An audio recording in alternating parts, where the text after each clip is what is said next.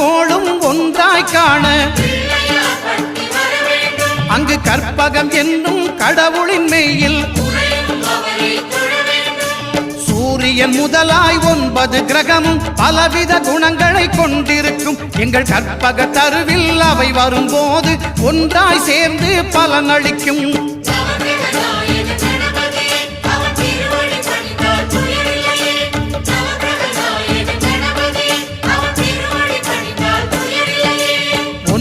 கோளும் ஒன்றாய் காண